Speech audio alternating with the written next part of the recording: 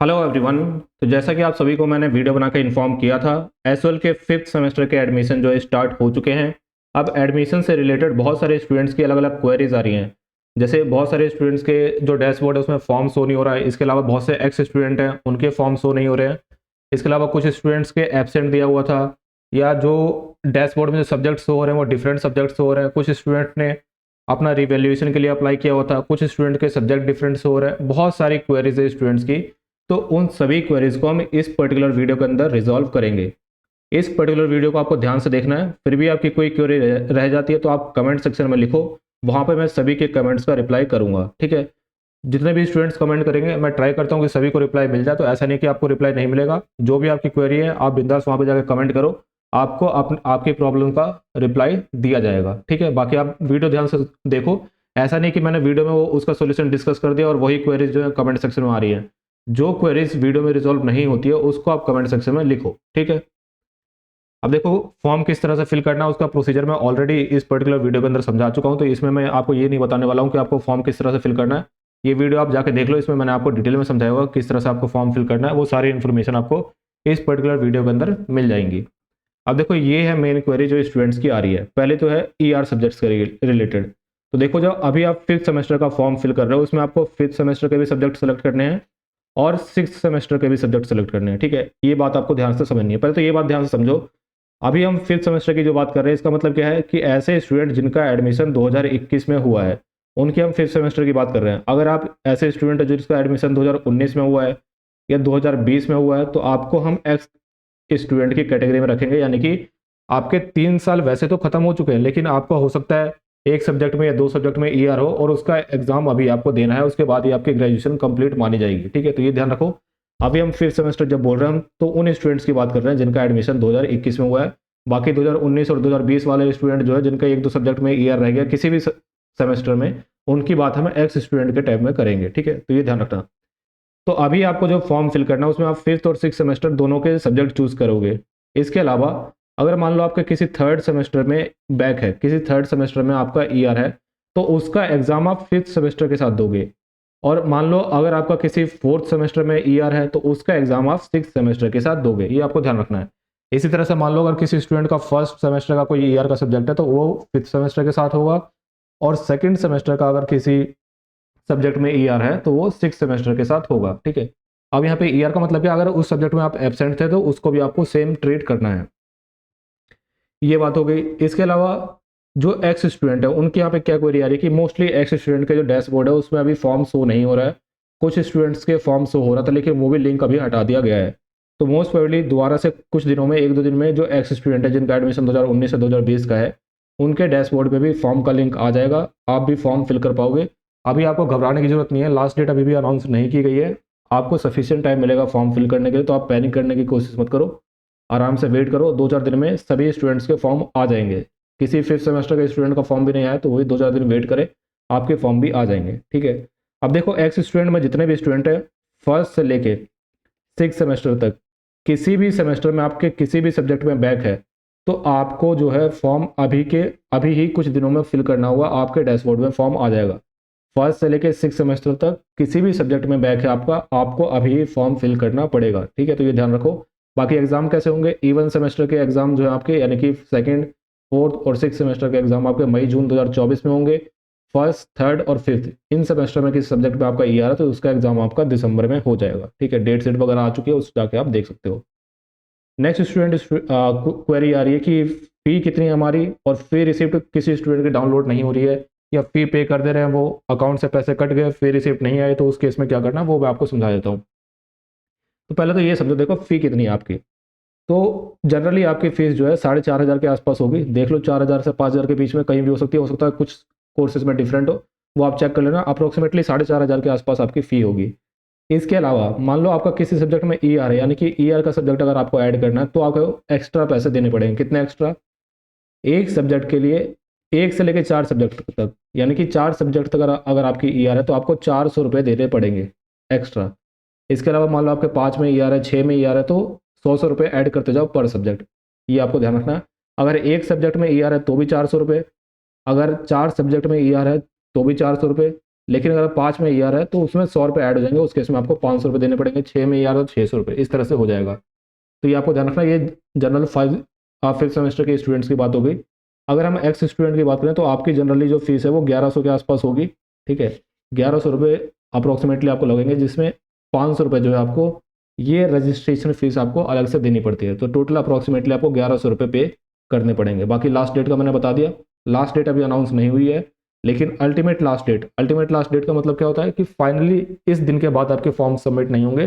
तो जो ultimate last date होती है वो आपके एग्जाम स्टार्ट होने के 15 दिन पहले तक होती है, ठीक है। तो ये बेसिक डिटेल्स आपको मैंने समझा दी।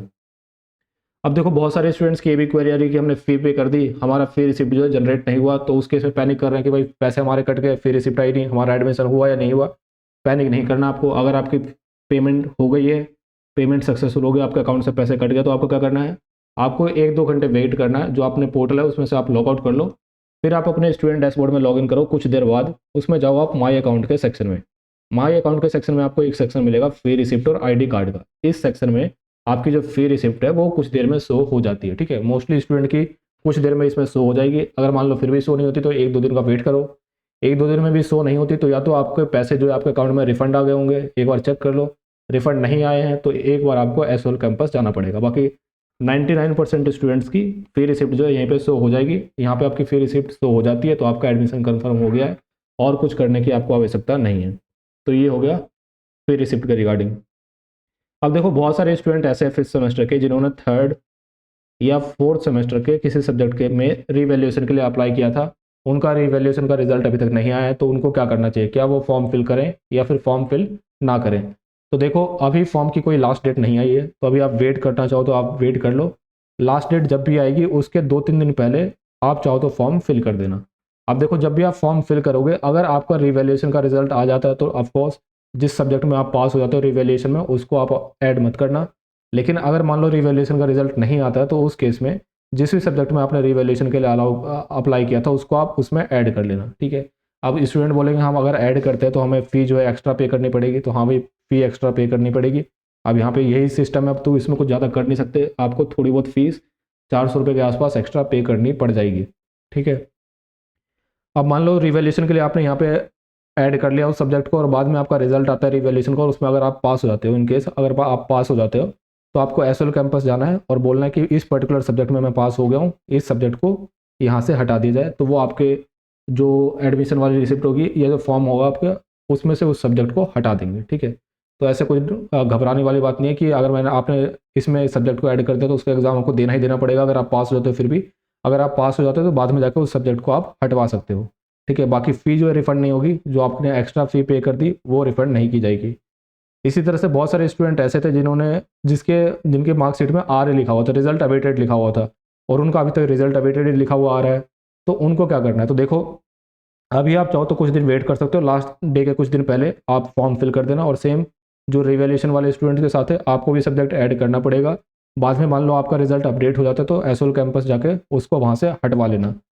इसके अलावा कुछ स्टूडेंट ऐसे भी है जिनका आर लिखा हुआ था, अब मार्कशीट में उनका आर ठीक हो गया और उनके मार्क्स जो है वहाँ पे अपडेट कर दिए गए हैं, लेकिन जो जहाँ से फी पेमेंट करने हैं, जहाँ से सब्जेक्ट सेलेक्ट करने हैं, वहाँ पे अभी भी वहाँ पे एफ लिखा है, एफ लिखा हुआ यहाँ पे दिख रहा है। जो भी सब्जेक्ट था उसके सामने वहाँ पे एफ लिखा हुआ आ रहा है। तो उस केस में क्या करना है, तो देखो अगर आपका रिजल्ट अपडेट हो गया तो छोड़ दो उसको, उस सब्जेक्ट को ऐड मत करो, क्योंकि उस सब्जेक्ट में आप ऑलरेडी पास हो चुके हो। अब उसको ऐड करने का कोई बेनिफिट नहीं है, उस सब्जेक्ट को छोड़ दो, या तो आप कुछ दिन वेट कर लो उसके बाद फॉर्म फिल कर लेना। एक तो देखो अभी लास्ट डेट नहीं आई है, तो लास्ट डेट नहीं आई तो इतनी जल्दी मत करो फॉर्म फिल करने की। अगर आप में कोई एरर आ रहा है तो आप आराम से 2-4 दिन का वेट करो, ठीक है। लास्ट डेट का मैंने बता दिया, लास्ट डेट अभी नहीं आई है। जिसके भी फॉर्म में कुछ एरर है, आपका आ रहा था रिवैल्यूएशन का कुछ था या कुछ और क्वेरीज थी, आपकी कुछ और दिक्कत थी, तो आप 2-4 दिन का वेट करो। जनरली एसएल का कोई भी काम हो, हर जगह आपको टेक्निकल एरर कुछ ना कुछ देखने को मिलेगा ही, कोई काम इनका ढंग से नहीं होता। तो आप 2-4 दिन में वेट करके ही कोई काम किया करो। कोई भी फॉर्म आया 2-4 दिन वेट करो, उसके बाद फिल करो। ऐसे नहीं कि जिस दिन फॉर्म आया उसी दिन फिल करने बैठ के, जनरली कुछ ना कुछ एरर वेबसाइट में आता ही रहता है। इसके अलावा इंप्रूवमेंट से रिलेटेड बहुत सारे स्टूडेंट्स की क्वेरी थी कि इंप्रूवमेंट अगर हम फिल करते हैं तो उसमें क्या इशू आते हैं। तो देखो अगर आपके किसी सब्जेक्ट में मार्क्स कम है, आपको लग रहा है कि मैं दोबारा एग्जाम देके मार्क्स इंप्रूव कर लूँ, तो आप इंप्रूवमेंट फिल कर सकते हो। इंप्रूवमेंट की फीस जो है आपको देनी पड़ेगी, वो मैंने आपको बताया हुआ है।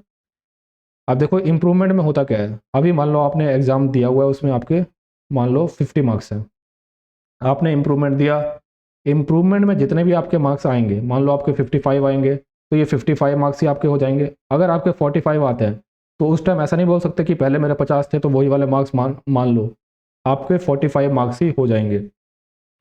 यानी कि जैसे ही आप इम्प्रूवमेंट के लिए अप्लाई करोगे, जो आपके पुराने मार्क्स होंगे वो सरेंडर हो जाएंगे और जो नए मार्क्स आएंगे वही आपकी फाइनल मार्कशीट में वहाँ पे शो होंगे। और ऐसा भी नहीं कि आपने इम्प्रूवमेंट फिल कर दिया और एग्जाम देने नहीं गए, उस केस में यहाँ पे एबसेंट शो हो जाएगा।